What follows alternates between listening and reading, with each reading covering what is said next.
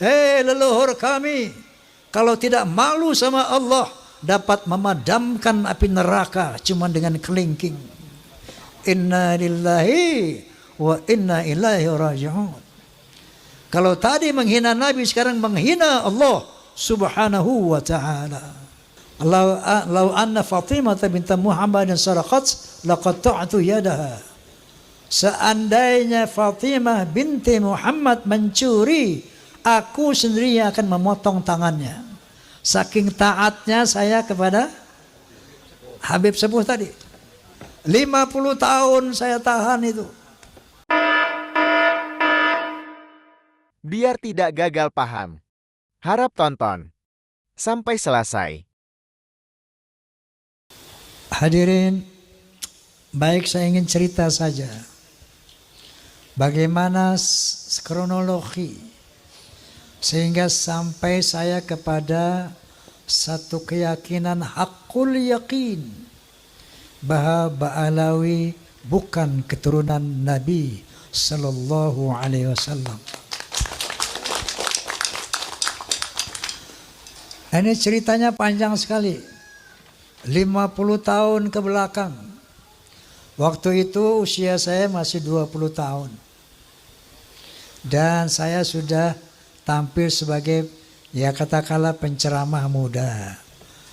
Saat itu adalah satu majelis ta'lim di Masjid Ar-Rahmah, Tebet Timur, Jakarta Selatan. Pembicaranya ada satu Habib, dan saya mewakili pemuda masjid. Seperti itu kira-kira. Ini sosok Habib ini bercerita seperti ini. Kalau ada Habib yang berzina, yang mabuk-mabukan, yang berjudi, mencuri, jangan kata apa-apa. Nah, ini Habib orang Betawi memang. Kalau bahasa Jawa jangan kata apa-apa, ojo muni apa-apa ngono. Menengai. Kenapa? Mereka adalah cucu Rasulullah. Mereka itu ahli surga. Rasulullah sallallahu alaihi wasallam pemegang kunci surga. Tentunya setelah beliau masuk, pasti yang diutamakan adalah keluarganya, keturunannya. Maka ketika ada Habib yang melakukan kemaksiatan tadi, jangan kata apa-apa, menengai, ojo ngomong apa-apa. Ngoten. Ini saya saat itu merasa tersentak. Ketika saya giliran naik, saya katakan, Beb, alafu Beb, anak koreksi ente. Itu antum bilang tadi bahwa keturunan Nabi pasti masuk surga walaupun maksiat seperti apapun. Qala ta'ala, a'udzu billahi minasyaitonir rajim. Bismillahirrahmanirrahim. Ya ayuhan nas, inna khalaqnakum min dzakari wa untha wa ja'alnakum syu'uban wa qabaila lita'arafu inna akramakum 'indallahi atqakum. Shadaqallahul azim. Beb, Allah Subhanahu wa taala berfirman, wahai manusia, aku telah menciptakan kalian dari seorang laki-laki dan perempuan. Dari sana aku jadikan kamu berbangsa-bangsa. Dari bangsa-bangsa itu aku jadikan kamu bersuku-suku. Seperti contohnya Indonesia. Bangsa Indonesia sukunya ada kurang lebih 700 apa piro? Pinten? Ada Sunda, ada Jawa, Aceh, Padang, Batak, dan banyak lagi yang lainnya. Kenapa nggih? Lita'arafu, saling mengenallah. Lita'arafu, saling menghormatilah. Inna akramakum 'indallah atqakum. Sesungguhnya ketinggian derajatmu di sisi Allah adalah takwamu. Bukan dari mana bangsamu, bukan dari siapa keturunanmu. Nabi SAW menyambut firman ini dengan menyatakan, La fadla li'arabiyyin ala ajamin illa bitaqwa. Tidak ada kelebihan bangsa Arab dari yang bukan Arab kecuali takwa. Lalu saya katakan lagi, Beb, bukankah Rasulullah sallallahu alaihi wasallam bersabda, Al jannatu lil muttaqina walau kana 'abdan habasyian wan naru lil 'asina walau kana sayyidan quraisyan hashimian.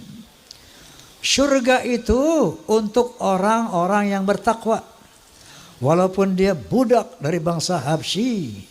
Contohnya Bilal bin Rabah, budak dari bangsa Habsyi, tapi Rasulullah menjamin bahwa Bilal bin Rabah adalah insya Allah menjadi ahli surga. Sementara orang neraka adalah tempat orang maksiat, walaupun dia dari Sayyid Quraisy Bani Hashim. Ini yang saya utarakan saat itu. Bahkan Rasulullah SAW bersabda, Lau anna Fatimah binti Muhammadin saraqat laqatta'tu yadaha.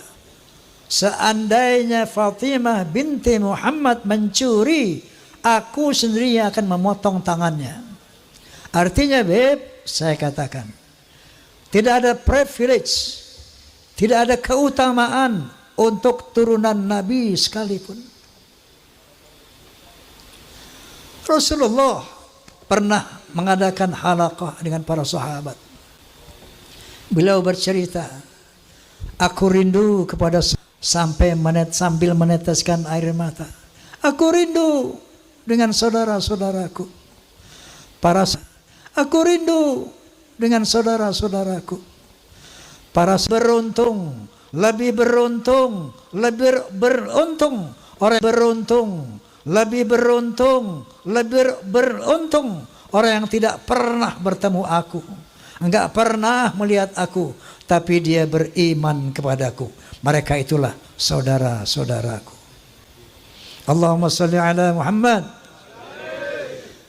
Kalau kita ini 1500 tahun kurang lebih enggak pernah jumpa Nabi, enggak pernah melihat Nabi, tapi kita beriman kepada Nabi, itulah saudara-saudara Nabi. Makanya ketika Rasulullah di akhir hayatnya, dia tidak memanggil keturunannya ya dzurriyyati, yang dipanggil dia ummati, ya ummati. Islam dinul khalis. Islam adalah agama yang lurus. Rasulullah SAW adalah tokoh yang demokratis, bukan tokoh yang nepotis. Bukan tokoh yang pokoknya nanti semua keturunanku, keluargaku harus masuk surga apapun kesalahannya. Lah. Inilah al-Islam. Itulah sosok kepribadian Rasulullah sallallahu alaihi wasallam. Setelah saya ngomong begitu, ini 50 tahun yang lalu, hebohlah satu masjid itu. Besoknya saya dipanggil oleh Habib Sepuh. Bang Haji, ente ngomong apa kemarin? Sampai ramai itu orang-orang di masjid. Saya bilang, saya ceritakanlah. Ada Habib ngomong begini, Beb. Saya bilang, Qala ta'ala, qala Rasulullah, bla bla bla. Mohon petunjuk, Beb, saya bilang. Apa yang Anda sampaikan itu benar. Apa yang Anda sampaikan itu tidak salah. Tapi saya mohon, jangan ulangi lagi kata-kata seperti itu. Kenapa? Karena itu akan merusak ukhuwah Islamiyah. Sejak saat itu saya pendam dalam perut. Saya melihat berbagai macam arogansi, kemungkaran yang dilakukan Habib. Saya nggak mau bunyi lagi. Saking taatnya saya kepada Habib Sepuh tadi. 50 tahun saya tahan itu.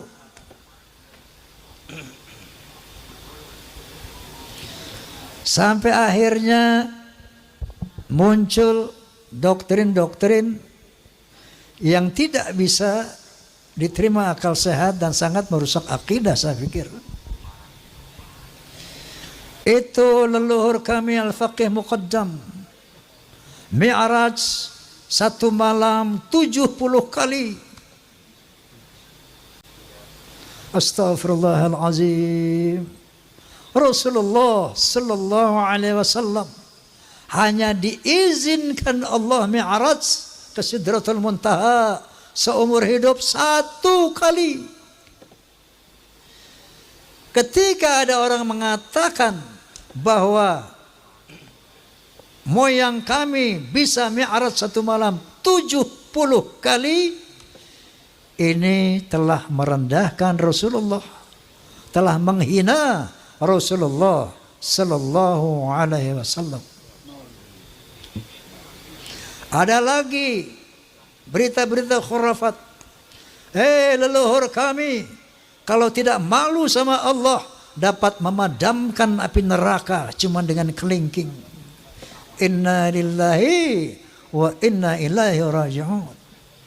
Kalau tadi menghina Nabi, sekarang menghina Allah subhanahu wa ta'ala. Banyak cerita-cerita khurafat yang lainnya. Ada seorang tukang kacang namanya Sulaiman. Ini tukang kacang sangat cinta sama habaib. Kalau habaib minta kacangnya dikasih semuanya. Saking cintanya sama habaib. Man minta kacang, dikasih semua. Man minta kacang, dikasih semua. Satu saat si Maman mati. Begitu Maman mati, lapor ini orang kepada Habib tadi. Beb, Maman mati. Ini Maman ahli maksiat. Ibadahnya berantakan. Datanglah ini Habib. Ngasih surat. Ditaruh di lehernya di belakang mayit itu. Man. Nanti kalau Munkar wa Nakir tanya, jangan dijawab. Kasih aja ini surat, inti masuk surga tanpa hisab.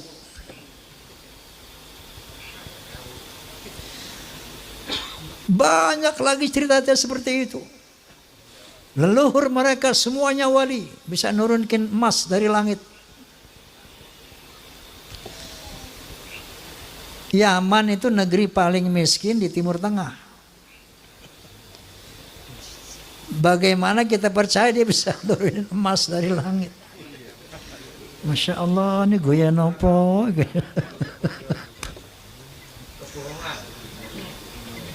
Banyak khurafat-khurafat yang mengajarkan. Ya. Nah, ini membuat satu faktor menguatnya keraguan saya tentang apa iya cucu Nabi ini kayak begini.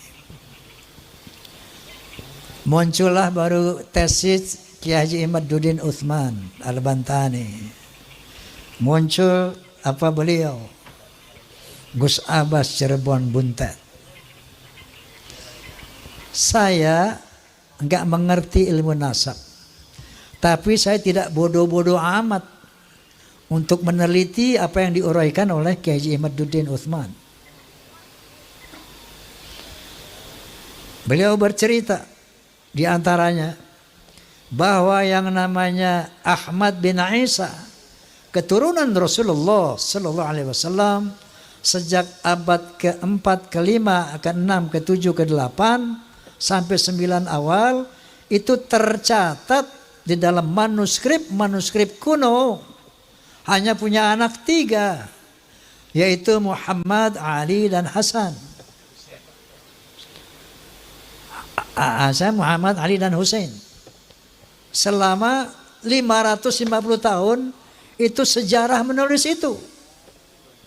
Tiba-tiba di abad ke-9 akhir muncul Ubaidillah sebagai anak Ahmad bin Isa yang keempat.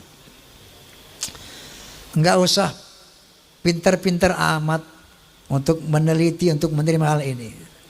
Cukup punya akal yang waras, cukup punya akal yang sehat, kita bisa melihat, oh kalau begitu Ubaidillah ini cantol, cangkokan. Kiai Madudin tentu saja sebagai seorang kiai, mujtahid bahkan, bisa menjelaskan secara ilmiah bahwa kepalsuan Ubaidillah ini. Dari sini mulai keraguan saya yang selama 50 tahun itu bertambah menjadi yakin. Tapi baru ilmu yakin doang nih.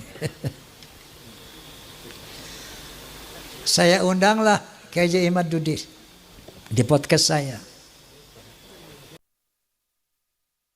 Jadi Bang Roma Irama ini ya, itu sudah 50 tahun yang lalu sudah tidak percaya dengan habaib dari Ba'alawi. Tapi dia pendam sendiri, dan baru 1 tahun belakangan ini Bang Haji Roma Irama baru mengeluarkan apa yang sudah ada di dalam hatinya yang selama 50 tahun itu dia pendam sendiri. Dan apa yang dibilang oleh Bang Haji Roma Irama itu masuk akal. Selagi akal kita sehat, pikiran kita masih sehat, saya yakin teman-teman pasti percaya apa yang dibilang oleh Bang Haji Roma Irama. Karena beginilah, apa yang diceritakan oleh kaum Ba'alawi ini, ya, cerita leluhur mereka itu, semuanya itu banyak enggak masuk akal. Mereka itu selalu menyucikan, mendewa-dewakan leluhur mereka. Dan memang benar, mereka sama saja menghina Nabi kita dan juga menghina Allah, Tuhan kita. Dan apakah itu pantas?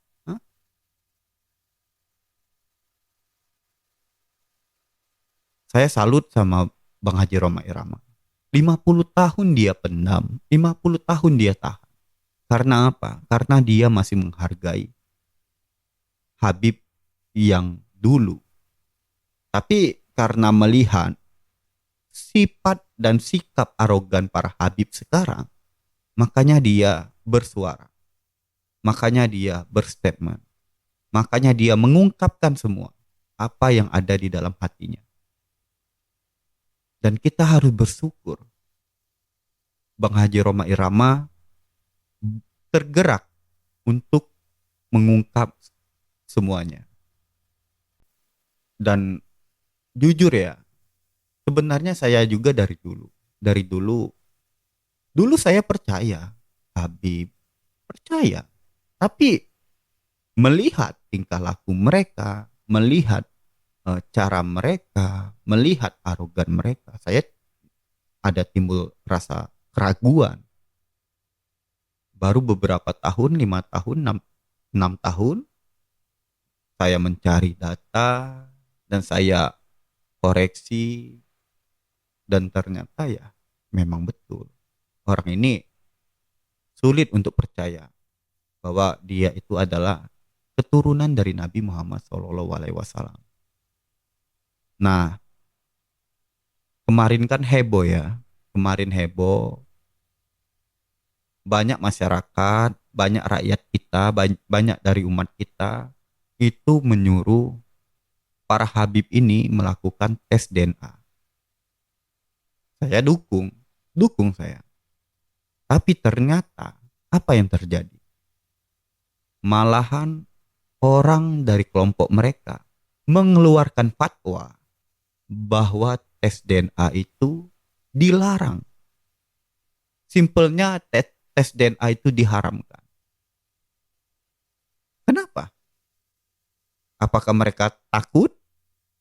Apakah mereka tidak mau untuk melakukan tes DNA? Allahu a'lam. Tapi jujur saya sangat percaya apa yang dibilang oleh Bang Haji Roma Irama. Dan saya tegaskan ya, kenapa saya selalu mengangkat masalah ini. Karena saya itu tidak mau masyarakat kita, rakyat kita, umat kita itu selalu dibodohi. Saya itu muak dengan doktrin-doktrin mereka. Dengan doktrin membanggakan leluhur mereka. Dan tujuan mereka tuh apa ya? Tidak lain, tidak bukan. Ya akhirnya cuan juga. Kita juga susah untuk makan. Tapi mereka seenaknya mencari makan dari kita. Untuk teman-teman, ya, tolong bijaklah. Tolong kita selalu mengingatkan saudara kita bahwa yang benar itu seperti apa. Pokoknya jangan pernah untuk lupa, jangan pernah untuk sungkan untuk mengingatkan saudara kita. Karena sekarang masih banyak saudara kita yang lagi tersesat, yang lagi mengikuti mereka. Dan untuk teman-teman hati-hati juga ya. Oke teman-teman, mungkin sampai di sini saja pembahasan hari ini. Untuk teman-teman, semoga kita selalu dilindungi dan diberkahi oleh Sang Maha Pencipta, yaitu Allah Subhanahu wa taala. Assalamualaikum warahmatullahi wabarakatuh. Assalamualaikum warahmatullahi wabarakatuh. Ya, kembali lagi bersama saya Bang Ojan. Jadi saya akan di sini saya akan Assalamualaikum warahmatullahi wabarakatuh. Selamat datang di channel saya bersama saya Bang Ojan. Jadi kemarin heboh ya. Ada Habib yang menyindir, yang menyenggol Bang Haji Roma Irama. Tapi saya sudah dapat video satu lagi tentang Bang Haji Roma Irama untuk menghancurkan para Ba'alawi. Jadi teman-teman simak video ini sampai selesai agar teman-teman tidak salah paham.